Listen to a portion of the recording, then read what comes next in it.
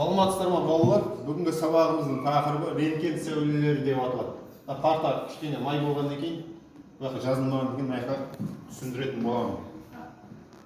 Так, рентген сәулелерінің установкасы былай болған. 1795 жылы Вильгельм Рентген деген неміс ғалымы ол түтікшелердегі тоқтықтардың жүру барысын зерттеу барысында осындай бір ерекше бір сәулеге тап болады.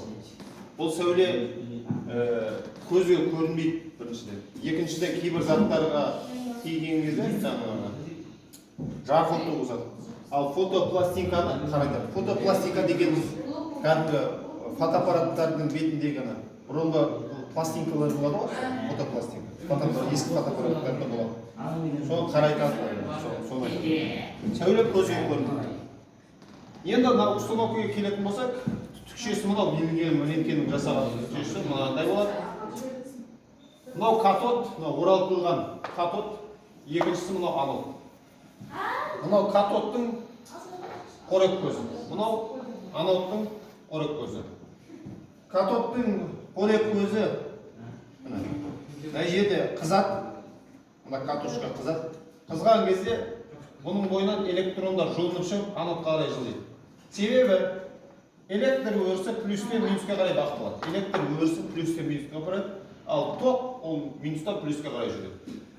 Минустан плюске қарай. Плюс деген анод қой. Сөйтеді осы электродты ұрған кезде үлкен жылдамдықпен одан сәулелер бөлініп шығады. Міне осы сәулелер Вильгельм Рентген X сәулелер деп аталады. Кейіннен осы рентгеннің құрметіне бұны рентген сәулелер дейді. Осымен біздің сынған сүйегімізді көреді, жаңағы шыққан қолымызды көреді, өкпеміз түсіреді, осында рентген сәулелері болады. Мынау охлаждение деген бұл жерде өте температура жоғары болып кетуі мүмкін. Сумен охлаждение етеді, салқындатып тұрады. Кірісі, суды, шығысы, яғни установкаларда осындай водяной охлаждение, жаңағы машинаның өзінде де охлаждение етеді, тура сол сияқты охлаждение етеді. Түсініп па? Мына рентген сәулелері қалай жұмыс істейді? Мына жерде катод қызады, катод қызған екен одан электрон бөлініп шығады, электрон ол анодты соққылайды. Анод соққылаған кезде оның бойынан сәулелер шығады. Мұны осы шыққан сәуле бізде рентген сәулелері деп атаймыз. Рентген сәулелері ол ультракүлгін мен